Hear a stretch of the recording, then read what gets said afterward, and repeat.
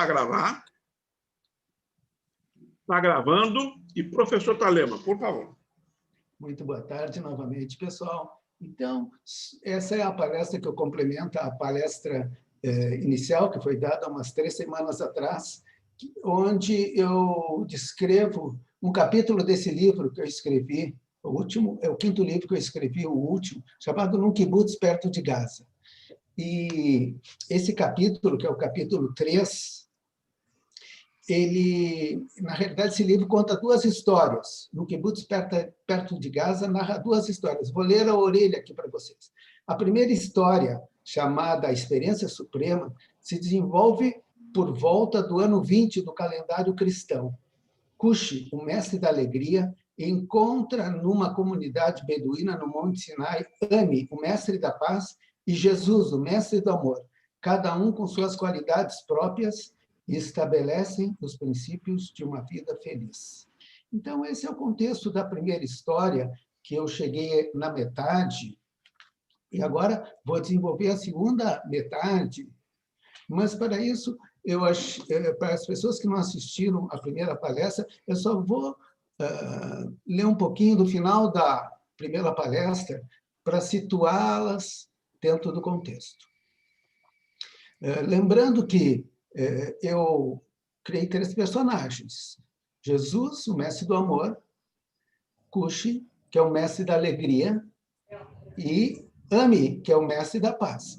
Isso eu criei porque diz na Bíblia que Noé teve muitos filhos, mas 3 se destacaram, que foi Cam, Sem e Afé. Cam é Cushi, de origem africana, e eu diria mais, afro-brasileira. Sem, de origem semita, que é Jesus, e a fé de origem oriental, que é o Ami, o mestre da paz. Então, esse trabalho, esse livro que eu escrevi, é para resumir a minha teoria, que eu apliquei durante 30 anos, trabalhando com yoga e com biodança e dando cursos em diferentes lugares, onde eu sempre encaminhei esse trabalho para essas 3 emoções divinas e sagradas, a paz, o amor e a alegria. E sempre fui muito bem-sucedido, sempre consegui fazer as pessoas aumentarem a sua alegria, a sua paz, seu amor. E isso faz um bem tremendo. Então, eu resolvi documentar isso sob forma de romance. Inclusive, na contracapa do livro, tem o depoimento do Moacir Scliar, que todo mundo conhece. O Moacir Scliar diz assim: o kibbutz, uma forma de convivência baseada no coletivismo e na solidariedade, se constitui em uma das maiores contribuições dada pelo judaísmo e pelo Estado de Israel ao patrimônio ético e social da humanidade. Uma experiência que, nessa época de conflitos e de competição, não raro desenfreada, vale a pena evocar. É o que faz Luiz Augusto Copsen Valdemar, mais conhecido entre seus inúmeros admiradores como professor Thalema, nas páginas de Num Kibutz Perto de Gaza, um texto ficcional que está profundamente ancorado na realidade, uma narrativa que se lê com interesse e emoção, sobretudo por causa da mensagem que encerra. Qual é a mensagem? Os ideais podem se transformar, mas não devem se perder. Sempre é possível acreditar num mundo melhor e sempre é possível lutar por uma bela causa. Então, essa é a contracapa do livro, que foi escrita pelo Moacir Scliar, que ontem fez 10 anos que ele faleceu. E esse livro ele tem um pouco mais de 10 anos. Por favor. Então, esse é o contexto, tá? Agora, então, finalizando a aula da semana, a última aula que eu dei, esse encontro entre a contribuição africana através de Cushi, afro-brasileira, que eu diria, né? Que é o mestre da alegria, a contribuição judaico-cristã através de Jesus, que é o mestre do amor, e a contribuição do Oriente, da filosofia oriental, que é o mestre da paz, que é Ami. E essas 3, então, formam o triângulo da felicidade. Isto é, se a gente quer trabalhar com cura, com bem-estar, nós temos que ter esse leque amplo de emoções positivas para poder tratar os depressivos, os ansiosos e poder harmonizá-los com essas 3 emoções positivas. Então, esse que foi o meu trabalho, esse que é meu trabalho, e que eu traduzi em termos de romance. Tá? Então, vamos lá. O encontro com Kushi foi muito importante, quer dizer, Jesus encontra com Kushi, que é o mestre da dança. Com sua música e seu ritmo contagiante, conseguia estimular, inclusive, os mais depressivos. Isto para não falar das mulheres que não conseguiam engravidar com o ritmo sensual da dança do ventre em pouco tempo estavam grávidas. Kushi ensinou-lhe o toque do derbak, que é o tambor de dança árabe, o tambor de dança do ventre, o tambor mais primitivo que existe, e os cantos com vibrações estimulantes para curá-las. Ele, por sua vez, o ensinou, e a Ami, que é o mestre da paz, também, as técnicas de imposição de mão, que Jesus curava pelas mãos. A arte da cura pelas mãos, Jesus conhecia desde criança. Lembrando que Jesus, o nome dele era Josué, e em hebraico, Yeshu, em hebraico, Yoshua. E Yeshu era o apelido de Yoshua, que em português é Josué, que foi o sucessor de Moisés. Josué foi o sucessor de Moisés. A arte de cura pelas mãos, Jesus possuía desde criança. Talvez nascido com ela, era um dom inato. Talvez tenha nascido com ela. Sabia que o toque era necessário para muitas curas, pois o ser humano, como todo mamífero, necessita do contato. O toque terapêutico, chamado de imposição de mãos, é uma forma de transmitir essa necessidade humana através de um coração puro, para o benefício do outro ser. Mas para que isso acontecesse, era necessário confiar em Yeshua, confiar em Jesus. Começou também a praticá-la para curar as doenças da população beduína e das redondezas. Só lembrando o contexto, os 3 mestres da alegria, da paz e do amor se encontram numa comunidade no Monte Sinai, que é o monte onde foi revelado os mandamentos, né? Eles se encontram aí, tá? Seu índice de cura era elevado. Começou a praticá-la para curar as doenças da população beduína e das redondezas. Mas tinha casos em que não conseguia fazer nada, apesar de seus esforços. Eram pessoas muito tristes, que não reagiam ao poder da imposição de mãos.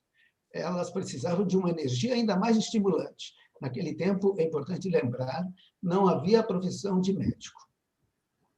Jesus aprendeu com Ami, o mestre da alegria, o mestre da paz, a silenciar sua mente. Muitas vezes, uma tagarela fofoqueira que todos carregam dentro de si, e poucos sabem como controlá-la e acalmá-la. Assim como Ami vigiava suas cabras, ele aprendeu a vigiar seus pensamentos.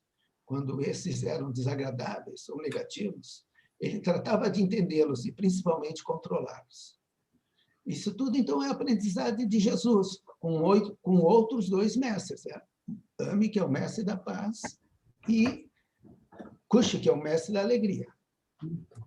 É interessante que, nos evangelhos, não existe nenhuma frase que diz que Jesus estava rindo, mas a gente sabe que Jesus certamente sorria e ria. Quando estes eram desagradáveis ou negativos, ele tratava de entendê-los e, principalmente, controlá-los. Assim que complementou e aprimorou suas técnicas terapêuticas,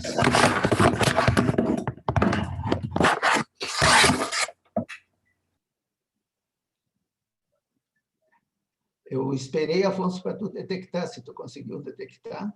Já fechei o microfone. Tá bom. Assim que complementou e aprimorou suas técnicas terapêuticas, Jesus começou a aplicá-la nas pessoas que procuravam sua ajuda. O resultado foi magnífico. Todos se beneficiavam de uma forma geral. E uma energia paradisíaca começou a se espalhar pelo vilarejo. Aquele povo de beduínos, bedo em árabe, simples e hospitaleiro, estava entrando no estado coletivo de esplendor. Assim como aconteceu há 13 séculos com Moisés e o povo hebreu nesse mesmo lugar, no Monte Sinai, mas não era a presença de um só líder, sim de 3. Kushi, Jesus e Ami, com suas mágicas presenças, é que criava aquele campo de vibração positiva, uma comunidade cooperativa, igualitária e fraterna, como num kibbutz atualmente. Que a história do kibbutz é a segunda história que tem no livro. Uma é a história dos 3 mestres, outra é a história do kibbutz, que rolam em paralelo. Inclusive, agora eu estou lançando esse livro em e-book, reeditando ele 10 anos depois. Mas depois dessa experiência no Monte Sinai, já era tempo de voltar para os seus familiares em Nazaré. O ciclo de Sinai estava finalizado. Agora Jesus estava pronto para ajudar as pessoas, qualquer que fossem seus problemas. Durante um mês, a viagem de retorno do sul a norte durou um mês. Quando chegou em casa, seus pais quase não o reconheceram. Maria e José, seus irmãos, Judas, José, Simão e as irmãs, não o apoiaram, pois ele iria largar a profissão de carpinteiro, iria se dedicar somente à espiritualidade. Só Tiago se identificou com ele. Jesus explicou a todos que queria continuar a missão de João Batista. Seus pais argumentavam que ele já não era jovem, teria que trabalhar, casar, constituir família e deixar aquelas ideias malucas de transformar o mundo. Ser uma pessoa normal, não deveria abandonar sua profissão. Mas não eram esses exatamente os planos de Jesus. Aquela época era uma época conturbada na Galileia. Movimentos proféticos e messiânicos eram comuns, como escreveu posteriormente Yosef ben Matatial, Flávio Joséfo, mais conhecido e importante historiador judeu da Antiguidade. Em seu Guerras Judaicas, o mais famoso livro de Flávio Joséfo, que viveu entre o ano 37 e o ano 100 depois de Cristo, descreve com detalhes a luta do povo da Galileia contra a dominação romana. A Galileia é uma região montanhosa, na qual os camponeses plantam oliveiras e romãs. Os pastores conduzem suas cabras ao pastoreio e todos conhecem muito bem aquele terreno que é propício às táticas de guerrilha. Foram inúmeras as revoltas naquela época. Tudo isso descrito pelo Flávio Joséfo. Jesus resolveu criar a sua própria escola e seus discípulos. Quem não assistiu o filme A Última Tentação de Cristo, de Kazantzakis, eu recomendo ver, um filme maravilhoso, contando a história de Jesus.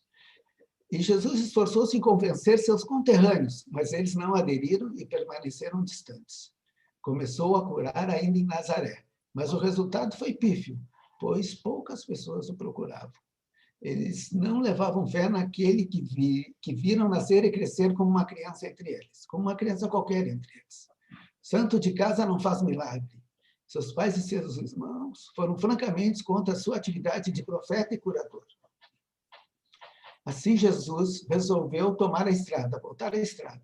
Tornou-se um profeta itinerante e dizia: as raposas têm tocas e as aves do céu ninho, mas o Filho do Homem não tem onde deitar sua cabeça.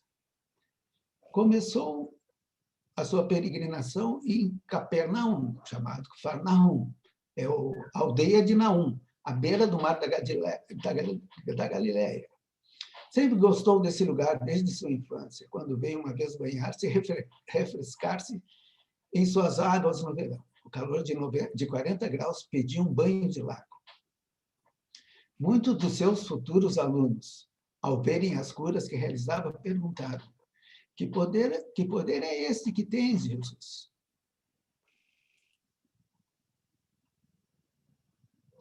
É o amor que tem ao Pai Celestial. Jesus chamava o Pai Celestial de Abba. Era a única palavra em hebraico, praticamente, que ele usava em toda, porque ele falava hebraico e falava aramaico, mas nos evangelhos só aparece a palavra Abba, porque a palavra Abba significa paizinho, pai. É o amor que tem ao Pai Celestial Abba e que me faz imitá-lo, que me dá essa capacidade de ajudar as pessoas contigo. E os seus discípulos perguntavam: como podemos adquirir esse dom? Para curar é necessário que a pessoa confie em você, pois é a fé que cura. A fé remove montanhas. A fé é como o otimismo, uma crença positiva de cura. E para a mente, perguntavam: tudo que pedirdes ao Pai em estado de oração, acreditando que já o recebeste, assim vos serás dado. Mas como criar esse estádio de oração? Este era o X da questão. Este conhecimento, e este só revelava aos seus discípulos mais próximos e confiáveis, confidencialmente. Essa técnica ele tinha aprendido com Ami, que é o mestre do silêncio no deserto de Sinai, o mestre da paz. E este era um homem sábio, Jesus era um homem sábio, e realizava curas surpreendentes. Começou a ser visto como um rabino, um tzadik, um justo, um mestre amoroso e um profeta verdadeiro. Deus era justo e compassivo, e ele era também. Seu carisma também se revelava em seus discípulos radicais. Seu público aumentava na medida de sua fama. Seus discípulos eram 12, como os filhos de Jacó. Tudo o que ganhava, repartia com seus seguidores, ou com os pobres. Sua mensagem era destinada aos judeus pobres, pois não acreditava na fé dos gentios. Dizia: eu vim para salvar as ovelhas perdidas de Israel. E também, não dai de comer pérolas aos porcos. Jesus tornou-se um líder revolucionário pacífico, mesmo assim, uma ameaça ao Império Romano, que não admitia contestadores. Seus seguidores pertenciam à classe menos favorecida, chamada os Amaretz, o povão. Sua doutrina era ensinada através de parábolas simples, que continham grandes ensinamentos. Denunciava aqueles que disfarçavam suas imoralidades através de uma aparente religiosidade, mas que exploravam o povão, o Amaretz. Jesus mostrava generosidade com os miseráveis, mas era impiedoso com os hipócritas, que se consideravam moralmente superiores. Era o caso de Caifás, o arrogante sumo sacerdote, que tinha sido nomeado por Herodes. Jesus acreditava num Deus interior, que é amor e paz, e se propunha a reverenciá-lo, como está escrito na Torá: e amarás ao teu Deus com todo o teu coração, com toda a tua alma e com toda a tua força. E complementava: e amarás ao próximo como a ti mesmo. E assim permanecia fiel à essência do judaísmo, sem esquecer as outras mitzvot, as outras 613 obrigações. Seu maior ensinamento foi: amai vossos inimigos. Portanto, o maior pecado é a rejeição do amor, e o pecado original não existe. Pregava o arrependimento para os iníquos, isto é, o seu retorno ao caminho dos justos, e se propunha a perdoá-los. Procurava conter a sua cólera contra os humanos e seus colaboradores através da oração e da amizade comunitária. Mas era difícil.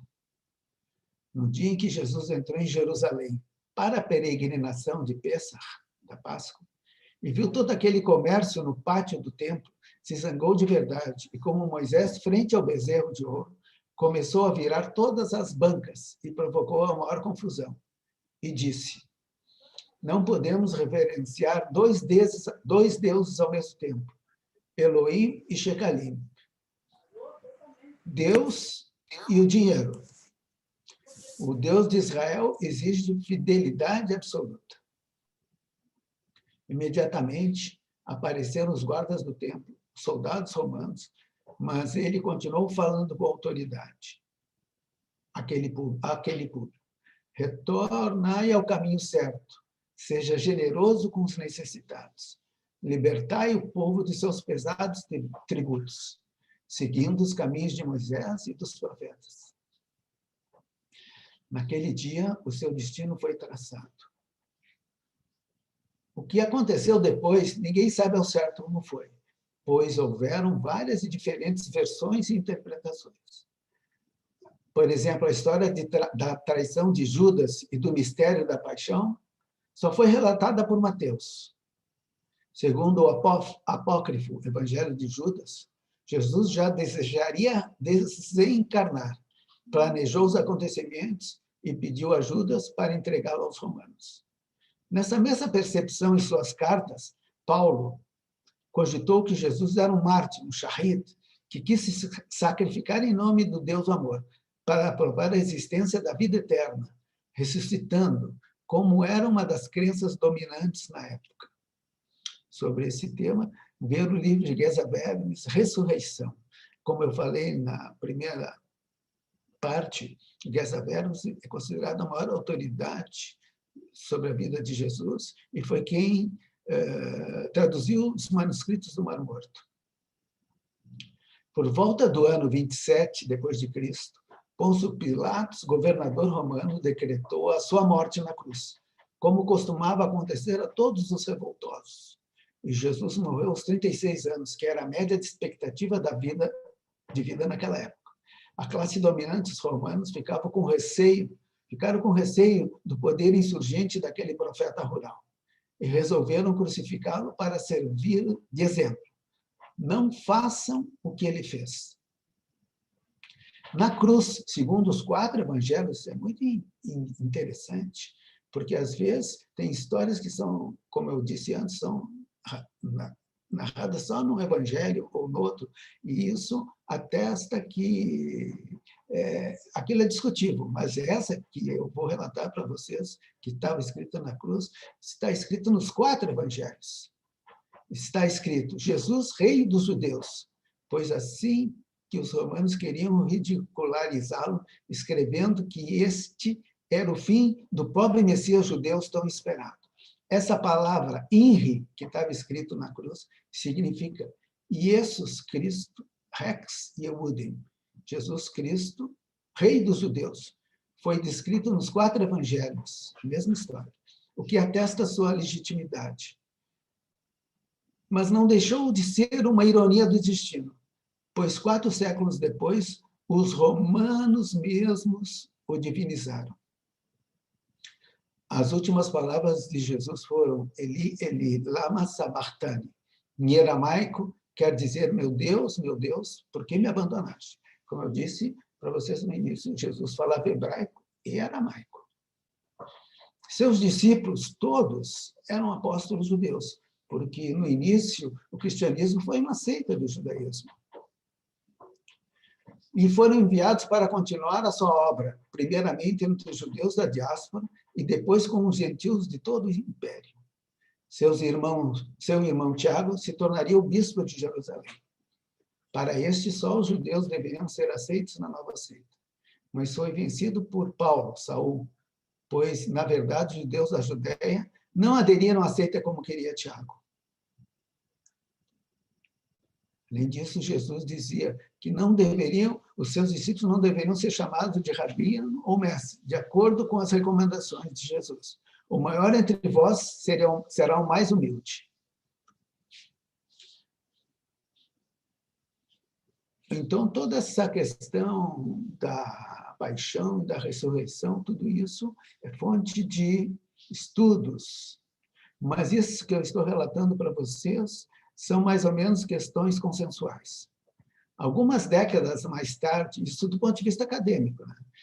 Algumas décadas mais tarde, os evangelistas Marcos, Mateus, Lucas e João escreveram os 4 evangelhos, contando a sua vida, numa linguagem típica da literatura judaica intertestamentária.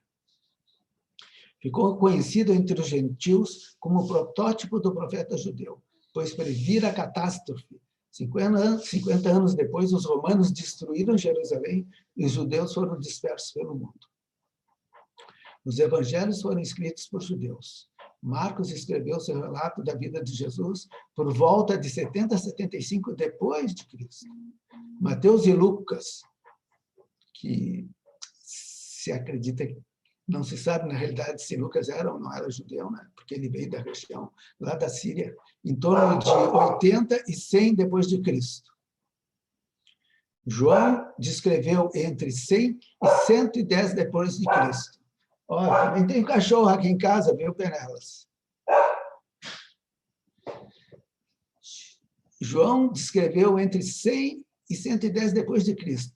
Portanto, depois da vitória dos romanos e da destruição do segundo templo. Outros relatos sobre a vida de Jesus foram feitos, mas esses 4 evangelhos foram selecionados pela Igreja, entre dezenas de outros, pelos bispos e pelo imperador Constantino. Os evangelhos eliminados, são chamados de apócrifos, pois a nova seita judaico-cristã procurou o apoio de Roma e, ao desacreditar os judeus, acusando-os de deicídio, diferenciou-se deles. 180 anos depois do nascimento de Jesus, o Novo Testamento foi publicado em grego, pois o seu objetivo era atingir novos adeptos da fala grega na bacia do Mediterrâneo.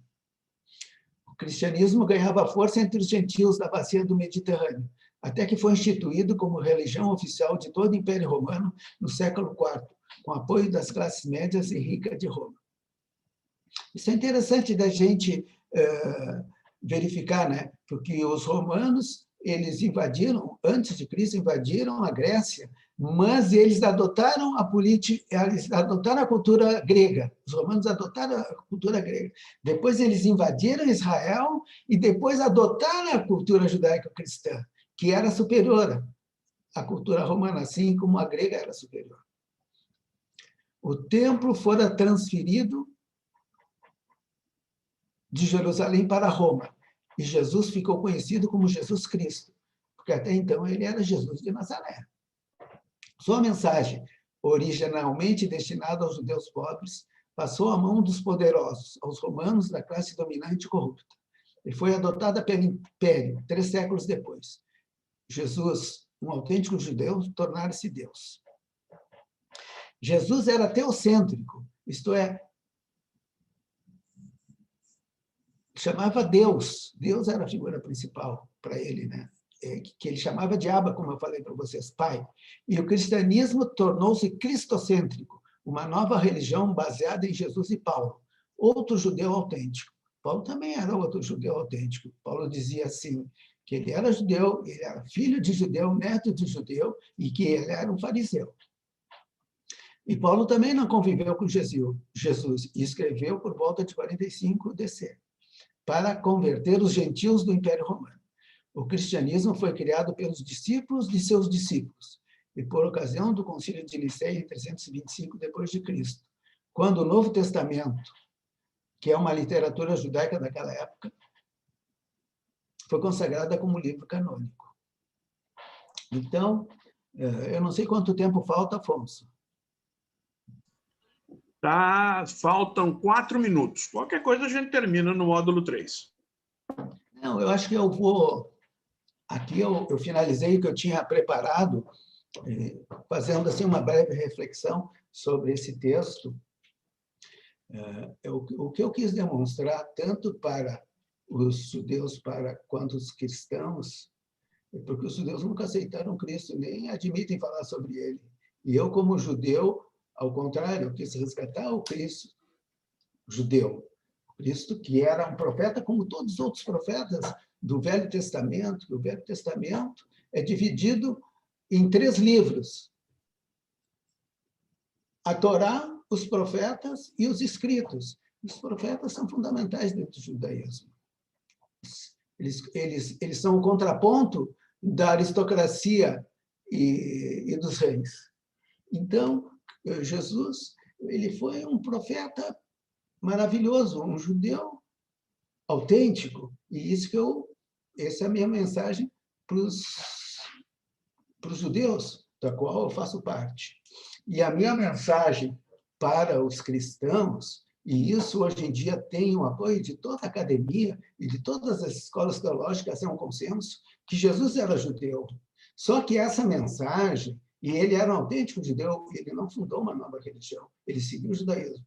E essa ideia, essa concepção que é um consenso nas escolas de teologia, e onde se estuda seriamente a Bíblia, na academia e nas grandes faculdades, pelo mundo inteiro, não é repassada para as pessoas, para as igrejas, apesar de ser hoje em dia um consenso, mas esse conhecimento ainda ele se mantém fechado dentro da academia. E, nesse sentido, eu fui duplamente herege, né? Eu quis demonstrar a importância de Jesus para os judeus como um profeta, e quis demonstrar para os cristãos que Jesus era um autêntico judeu. Esse que é a minha contribuição, mas eu aceito e reconheço e não quero convencer ninguém de suas próprias crenças. Só foi eu tenho admiração também pela vida de Jesus, e esse é o estudo que eu faço, é o estudo que eu continuo fazendo, e estou sempre aprendendo. E ninguém pode dizer nada definitivo em relação a Jesus, porque Jesus não escreveu nenhum livro, né? Tudo isso que se escreveu sobre Jesus são pessoas que escreveram sobre a vida de Jesus. Mas essa é a minha contribuição, e eu espero que vocês tenham gostado. Muito boa contribuição, maravilhosa. Eu gostei muito dessa série toda. Quer dizer, a gente, né? Estou acostumado a ver Jesus, essas coisas todas, mas é muito legal, porque é um personagem que viveu numa certa época, com certas relações com as pessoas daquela. Muito legal, gostei muito. Obrigado. Professor, eu tenho uma pergunta. O senhor falou ali de Jesus morrendo com 36 anos. 33. Como? 33. Então eu entendi errado. Era isso que eu queria confirmar. Obrigada. Porque era a média também, como o senhor falou, né? Das pessoas e tal. Mas eu entendi 36. E era isso que eu ia questionar, de onde o senhor tinha essa informação, porque como tudo é novo, né? Então a gente, como o senhor falou, tem que procurar também. É verdade, é bom esclarecer. Pode perguntar, gente. Adoro perguntas. Vamos para o próximo módulo? Falta menos de um minuto lá, Afonso? Falta menos de um minuto. Acho que a gente já pode terminar esse e começar o outro, ok, gente? Ok. Então, pessoal, vamos lá. Olha o cachorrinho. Que simpatia.